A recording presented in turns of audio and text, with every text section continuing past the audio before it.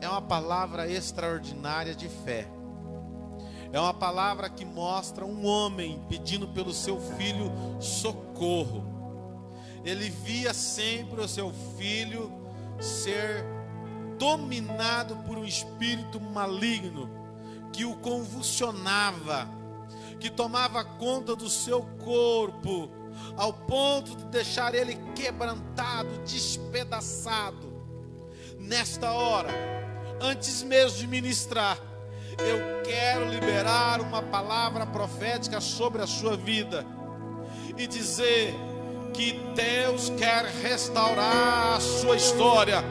Deus quer restaurar a sua vida. Restaurar é consertar algo que está desgastado pelo uso. Restaurar é algo que está despedaçado, é algo que ninguém mais te importa. E Deus manda te dizer nesta hora que Ele se importa por você. Deus quer restaurar a sua história. Deus quer restaurar o seu casamento. Deus quer restaurar a sua família. Deus quer restaurar os seus sonhos. A palavra desta manhã é restauração.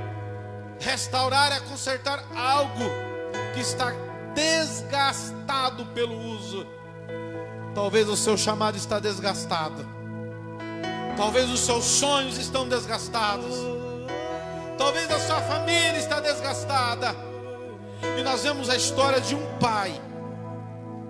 Um pai que pede socorro para Jesus. Do meio da multidão, ele diz: Senhor, eu tenho um filho e eu preciso da sua ajuda. Todas as vezes que o inimigo se apossa dele, ele fica quebrantado, ele se esgota. E diz Jesus que olha para aquele pai, porque o pai já tinha procurado até ajuda para os discípulos, e os discípulos não souberam resolver.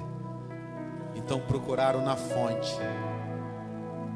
E quando chegou em Jesus, Jesus diz: traga-me aqui. E olha o que Jesus faz no versículo de número 42. E quando vinha chegando, o demônio o derribou e convulsionou. Porém Jesus repreendeu o espírito imundo e curou o menino e entregou ao seu pai. Jesus faz três coisas. Primeiro, ele repreende. Depois ele cura. E depois ele entrega restaurado o menino para o seu pai. Mas para restaurar existe um preço. A restauração leva tempo. A restauração é custoso, é caro. Para restaurar algo que é valioso, é necessário muito empenho e dedicação. É como um carro que já não é mais novo, mas ele é antigo, ele virou uma relíquia. Mas existem algumas coisas naquele carro que vale a pena restaurar ele. Talvez ele está amassado na lataria, talvez ele está enferrujado em alguma coisa, mas ele, depois de restaurado, ele terá um valor muito mais do que antes. A restauração na vida de uma pessoa é como um carro que Jesus olha e diz: ei, tu és uma relíquia, tu és a menina dos meus olhos, eu quero restaurar você, porque você tem muito valor, você não sabe o quanto você vale. É por isso que nesta manhã Deus manda dizer assim para você: Ele vai tocar em você.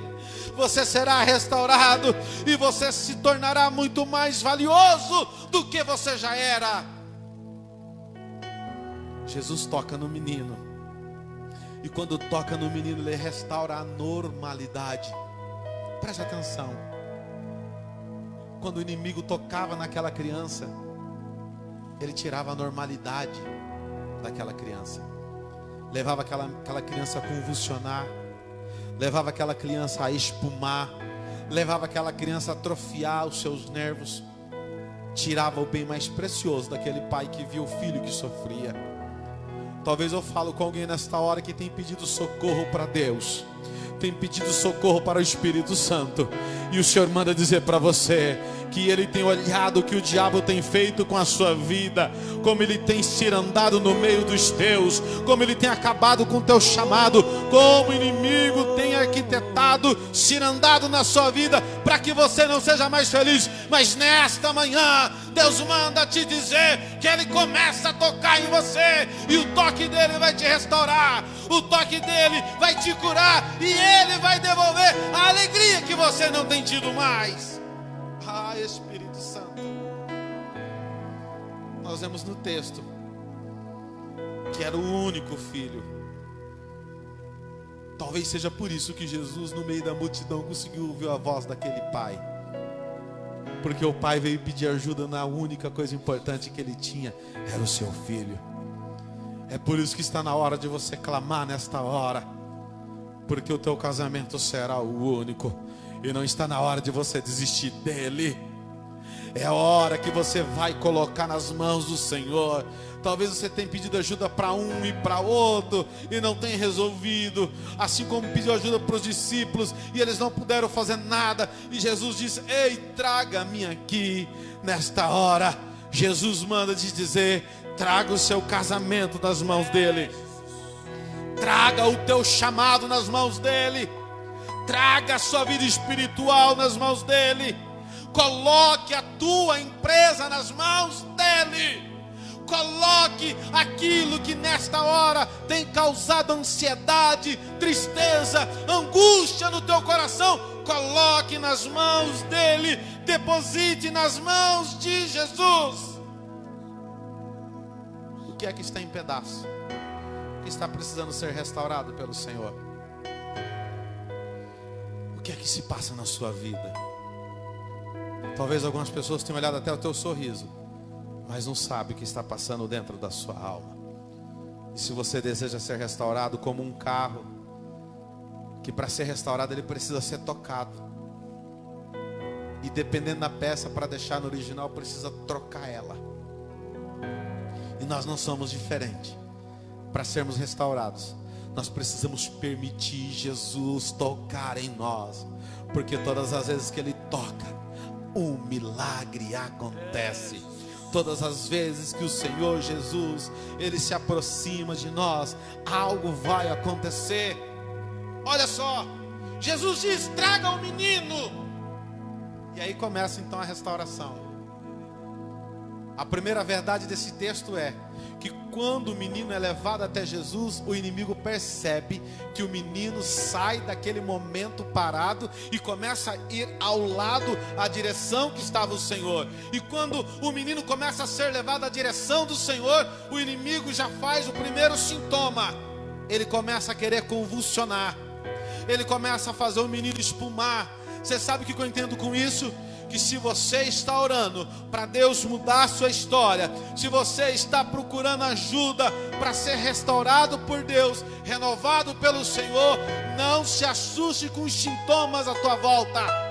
Vão tentar fazer você parar, vão tentar fazer você desistir. O inimigo vai tentar te acusar, ele vai tentar te derrubar. Ele não quer que você chegue perto de Jesus. Ele vai se manifestar. O menino, quando é levado para Jesus, o diabo se manifesta, convulsiona, espuma. E aí que vem o segundo segredo. Você não vê Jesus brigando com o diabo, você não vê Jesus guerreando com o diabo. A palavra diz que o Senhor só fez uma coisa. Diz que o Senhor repreendeu o demônio. Repreendeu o demônio. Quem disse que é para você lutar com o diabo? Quem disse que é para você guerrear com as trevas? Se a luz que anda em você, ela por si só, ela faz as trevas se afastar de você. Experimente numa escuridão pegar um fósforo e acender. O fósforo, a luz não vai brigar com a escuridão, mas a escuridão vai se afastar dela. Se você tem se afastado daquilo que é trevas, e às vezes tem até entristecido o teu coração, porque talvez os teus melhores amigos, eles querem que você ande em trevas, eles querem que você continue em pecado, eles querem que você continue em desgraça.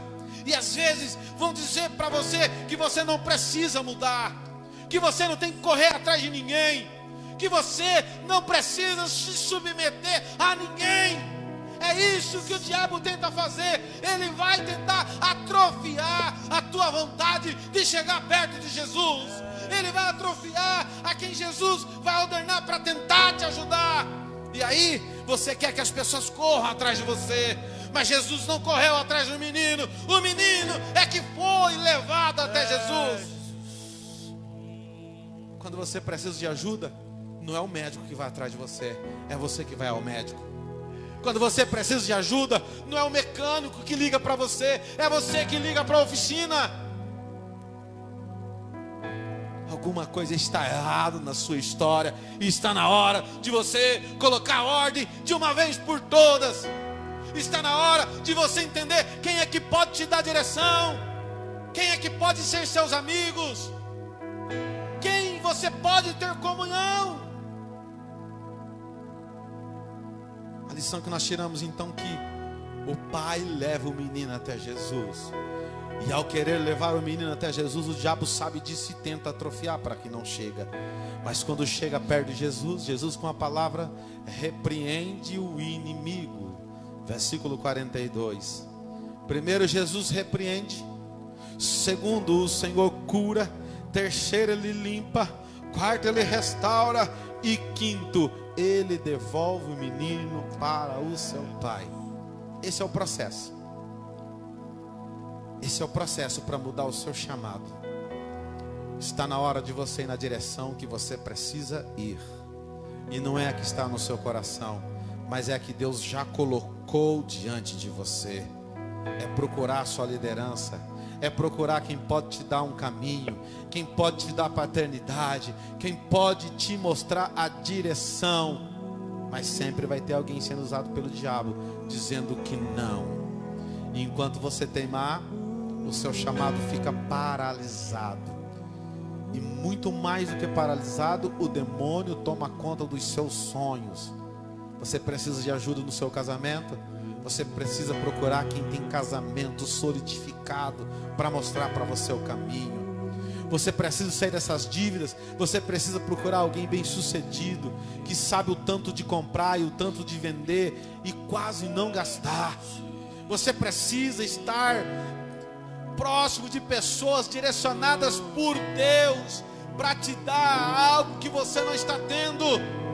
Mas isso só vai acontecer se você der o primeiro passo, porque Jesus está pronto para te restaurar. A palavra restaurar é consertar, tirar o desgaste. Talvez alguma área da sua vida está tão desgastada que você não consegue mais fluir nela. Mas nesta manhã, assim como Cristo fez com aquele menino, Deus pode tirar todo esse desgaste, e Ele pode fazer algo novo. Ele pode transformar isso que está sendo problema em solução para muitas vidas através de você. Então a primeira coisa, você primeiro precisa saber que haverá sintomas. E os sintomas estão no versículo 42. Em segundo lugar, você precisa entender que você precisa reconhecer que precisa de ajuda. O pai chega em Jesus e diz: Senhor, é meu único filho, eu não sei mais o que fazer. Já procurei os seus discípulos, eles não puderam fazer. Talvez nessa hora eu falo com alguém. Eu falo com alguém que tem dito assim: já não sei o que fazer, porque era a minha única esperança, era a minha única tentativa, era a minha única cartada. Se você está sem forças, ou se as suas forças estão se esgotando, está na hora de você ir em direção a Jesus e a quem Jesus colocar na sua história. Agora, preste atenção: Jesus nunca colocará alguém que vai quebrar princípios. Jesus nunca colocará alguém que não vai te encaminhar para o que é correto. Existem coisas que só Deus pode fazer, que só Deus pode transformar. Por isso, nesta manhã, eu não sei o que é que tem te perturbado, eu não sei o que tem sido desgastado nesses últimos dias na pandemia, O Espírito Santo manda dizer para você: traga para o altar, traga aos pés de Jesus, porque tudo aquilo que foi exclusivo na sua vida, o diabo tentará acabar. Você foi ungida pastor, é uma exclusividade que Deus deu para você, e o diabo quer acabar com isso. Deus te deu um chamado, Deus te deu um mistério, Deus te deu dons. O diabo quer acabar com isso. É uma exclusividade única que Deus presenteou você. Não fique atrofiado, não fique na zona de conforto, não assista de camarote o seu chamado ir para a lama, não assista de camarote o seu casamento se acabar. Ei, não fique assistindo o seu filho ir para o mundo sem você fazer nada. Está na hora de você procurar ajuda, abrir o seu coração. Mas você precisa ir para o altar e dizer: Senhor, eu não sei mais o que fazer. Porque nós vivemos uma geração em que as pessoas sabem de tudo. Se você vai falar sobre bomba atômica, ele sabe. Se você vai falar de países, ele sabe. Vai falar de futebol, ele sabe. Tudo ele sabe. Nada precisa aprender. Talvez o que você precisa aprender nesta hora é ser manso e humilde como Jesus, porque o fardo dele é suave. Talvez você tenha carregado algo tão pesado sobre a sua vida que não está tendo mais forças de caminhar. É porque você está tentando fazer o que é certo, mas você continua fazendo da maneira errada. Você já teve encontro com Cristo, você sabe o que você pode e o que você não pode fazer. Você já foi impactado com o encontro com o Senhor, mas ainda você insiste em não obedecer. Você ainda insiste às vezes querer ter braço de guerra com Deus. E eu quero dizer nesta hora que todas as vezes que você tentar fazer um braço de guerra com o Senhor, você vai perder. Aleluia. Você sabe o que precisa fazer, mas está tentando fazer o certo da maneira errada, e Deus não vai estar com você. Você tem colocado outras prioridades que não é a prioridade do Senhor. Nós temos visto na igreja brasileira um radicalismo sem precedente. Nós vemos aqueles que se chamam os tradicionais, que têm adorado e defendido mais a doutrina e o costume do que o Deus da doutrina e dos costumes. Isso mesmo, eles têm adorado a doutrina e o costume, mas não têm obedecido o seu Deus. Mas do outro lado, nós vemos um radicalismo que nunca houve sem igual. Uma nova geração que aprendeu o que é graça, mas estão usando a graça como se ela não tivesse preço, como se ela não tivesse um custo. E ela teve um preço, ela não foi de graça. Alguém teve que morrer para que você pudesse usar a graça. E pior disso, estão adorando mais um movimento da graça do que o Deus que proporciona a graça. Estão servindo mais o direito de viver na graça do que viver o evangelho do Deus que criou a graça. Porque o mesmo Deus que deu doutrinas é o mesmo Deus que deu a graça. O mesmo Deus que trouxe costumes bons para a igreja e para o seu povo é o mesmo Deus que trouxe a igreja para viver uma liberdade sem tamanho igual. Mas não podemos usar essa liberdade para fazer ocasião para a carne, onde não existe mais pecado, não existe mais obediência, porque agora eu faço o que eu quero, porque Cristo já pagou todos os meus pecados na cruz do Calvário. Pare com isso. Pare com isso. A graça teve um preço. Alguém morreu e não foi eu e não foi você. É por isso que hoje nós precisamos ser escravos de Jesus, saber servir, saber obedecer. Ah, Espírito Santo, fico imaginando aquele pai vendo o seu único filho sendo perturbado pelo Satanás.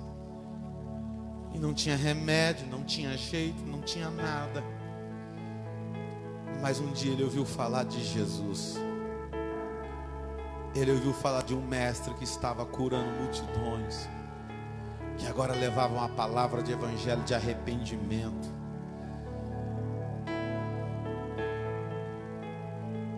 Podemos criar frases de efeitos, podemos criar temas, mas o tópico principal do sermão de Cristo continua sendo o evangelho do reino a toda criatura. Arrependa-se, porque o evangelho da cruz exige negação.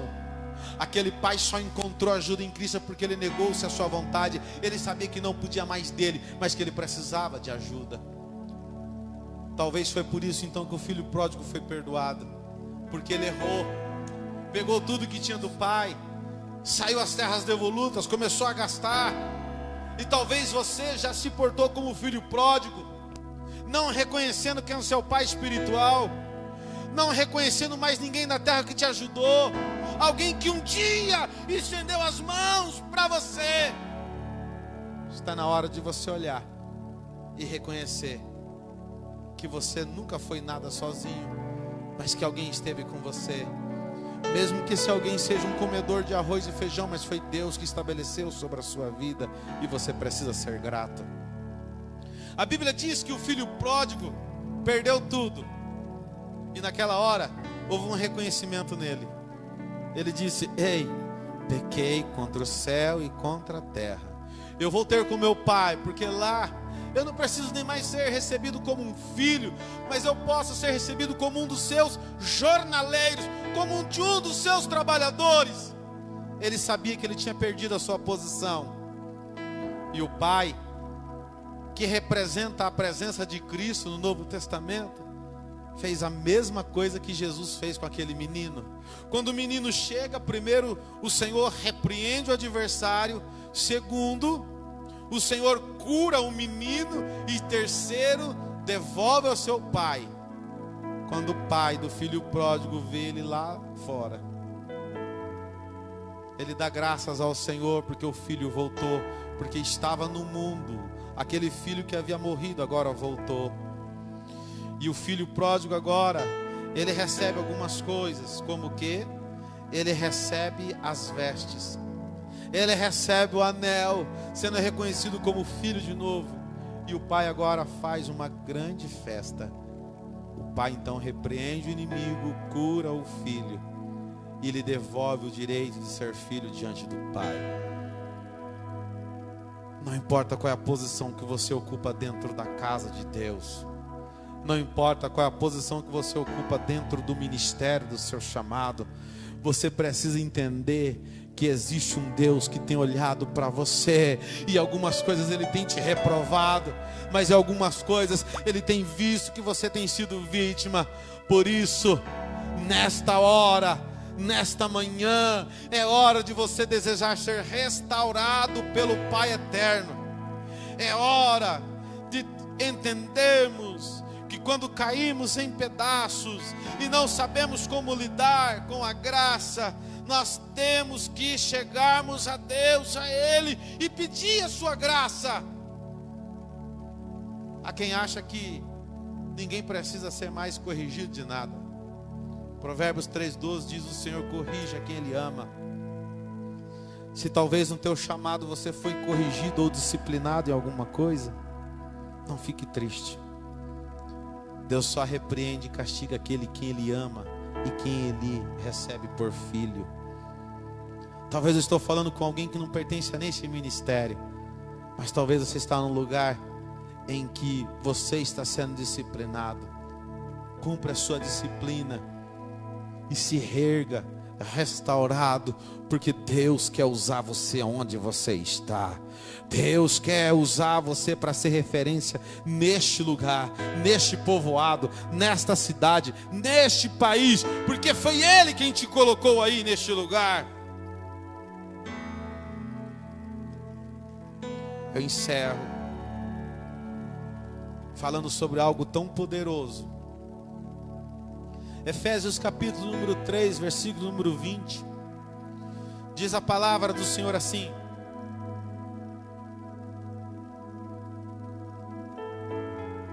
ora, aquele que é poderoso para fazer tudo mais abundante que pedimos ou pensamos, segundo o poder em que nos opera.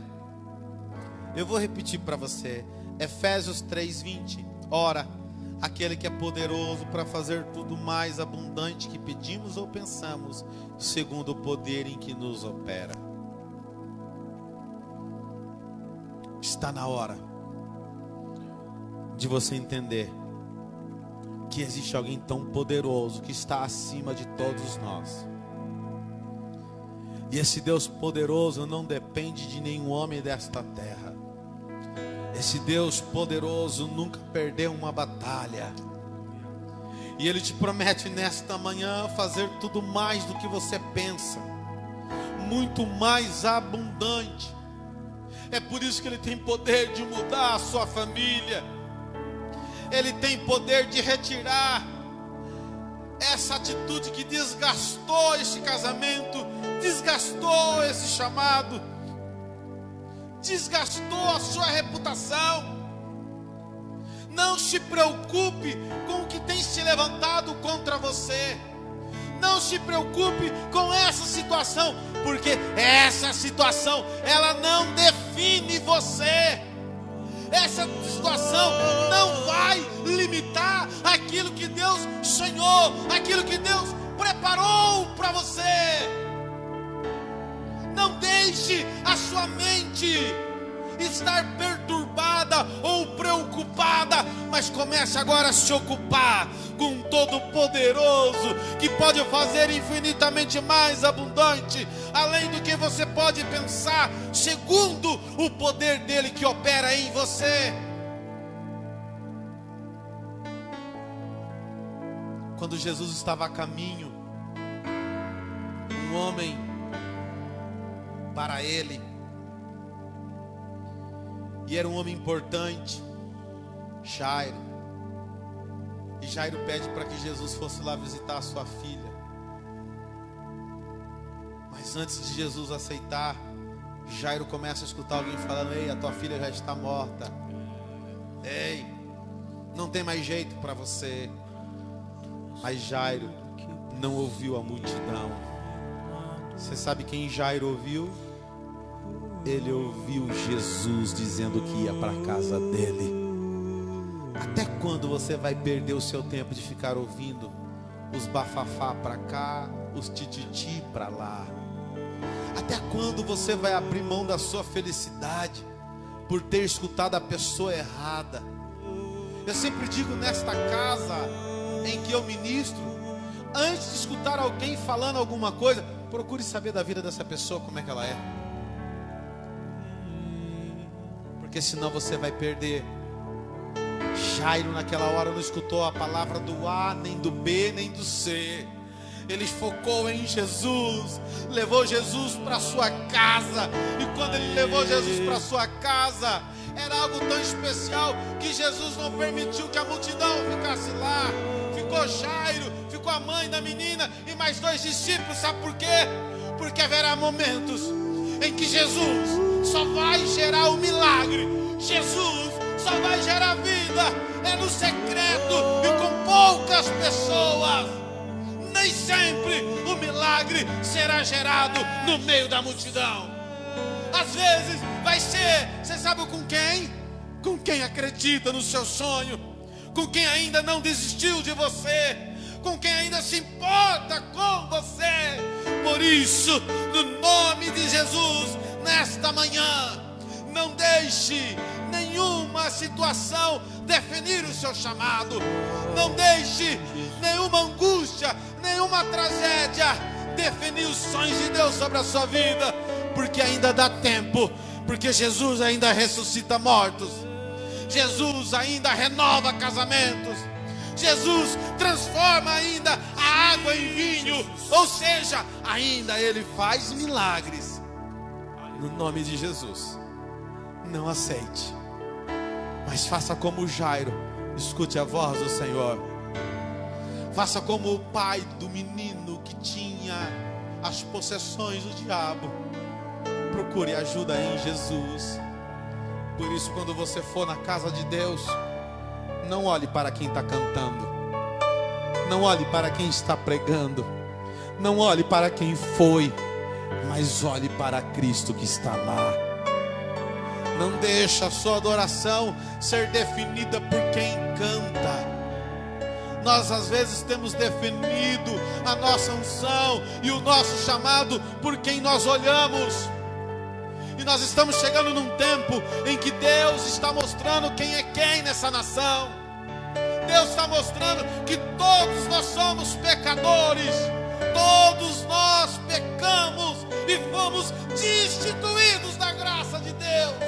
E agora, quebrados, nós precisamos saber que Jesus pode nos restaurar. Mas muitas vezes, você sabe o que nós temos feito? Nós temos deixado de tomar da fonte para tomar de cisterna. Jeremias 2,13, o Senhor a proclama através da voz do profeta, dizendo: Rei Jeremias, diga para o meu povo, eles cometeram 2 males contra mim. Primeiro me abandonaram, deixaram de tomar da água dos mananciais de água viva, e começaram a tomar da cisterna, e começaram a ter cisternas rotas. Você sabe o que isso significa? Eu preciso encerrar, mas eu vou revelar isso para você. Nós estamos vivendo um momento em que Deus talvez quer dar uma música para você que é adorador, mas você insiste só em cantar músicas que Deus deu para outras pessoas. Você tem trocado o seu tempo de secreto e só tem ouvido músicas prontas. Não que seja errado, mas você tem tomado de cisterna de alguém que já foi lá na fonte, se alimentou bastante, pegou águas purificadas e agora colocou na cisterna. E você tem tomado da cisterna e não da fonte. Assim também com você, pregador. Você só está pregando aquilo que você escuta, mas Deus quer que você comece a pregar e falar do que está aqui no manancial de água viva. Não é errado você escutar mensagens maravilhosas, poderosas, não é errado, mas está na hora de você deixar de tomar da cisterna e tomar direto da fonte de água viva, porque Deus quer começar a revelar para você. Deus quer levantar você aí onde você está, porque se Deus prometeu que você ia aos 4 cantos da terra, é para levar uma revelação nova que Ele tem nesses últimos dias para você e por você. Por isso, no nome de Jesus, se levante de onde você está e comece a tomar posse daquilo que Deus pagou por você. Ele te conhece, sabe o seu nome. Ele olha para você e diz: filho, se você soubesse como eu tenho mais coisas para você. Por isso nessa hora eu profetizo no nome de Jesus. No nome de Jesus, toma posse desta palavra. Deus vai restaurar o teu casamento, Deus vai restaurar teu chamado, Deus vai restaurar a tua família, Deus vai restaurar a tua alegria. No nome de Jesus, o Senhor vai restaurar a sua saúde, para que você possa fazer a obra dele. No nome de Jesus. No nome de Jesus. Ouça essa canção para nós orarmos para você. Oh, aleluia.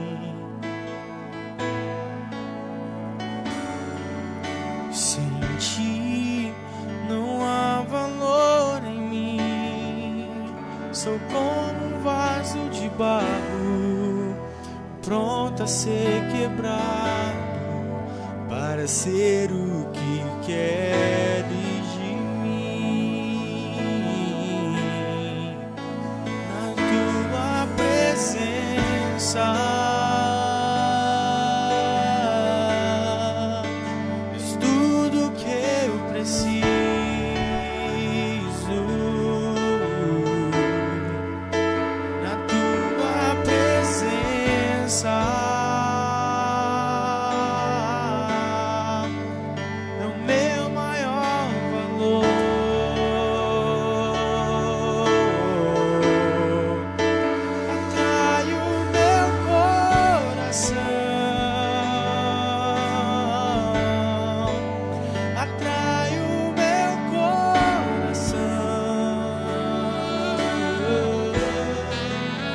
és tudo que eu quero.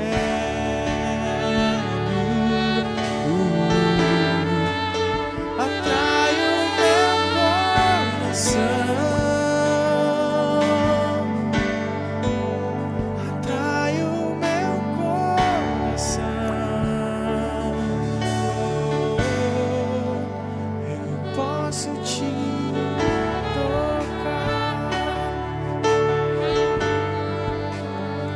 posso te tocar, Jesus, posso te tocar.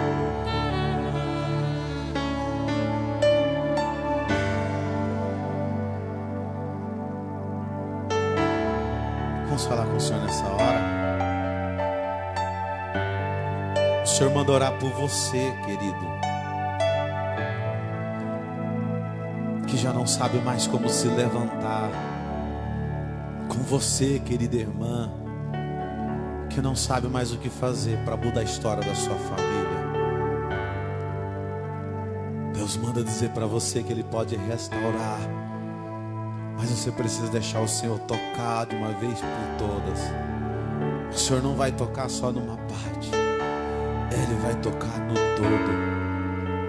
Por isso, pastor, que você que me ouve nesta hora, ei, você tem um grande chamado. Não se preocupe com números, se preocupe com a sua fidelidade. Deus te colocou aí para ser coluna e para que o altar dele continue levantado. Não se preocupe com outra coisa, mas se ocupe, porque Deus confiou essa boa obra em suas mãos. Ei, irmã, irmãos, no nome de Jesus, não deixe os sinais do diabo. Ele vai tentar te convulsionar, ele vai tentar te paralisar, ele vai tentar fazer você espumar, como fez com aquele menino. Mas ei, deixa Jesus chegar, porque Jesus vai repreender e ele vai ter que bater em retirada, e o Senhor vai trazer cura, ele vai trazer restauração e te devolver a felicidade. Pai, no nome de Jesus, nós oramos com os teus filhos, ó Pai. Nesta hora, alcança com poder e majestade naquilo que só o Senhor pode fazer.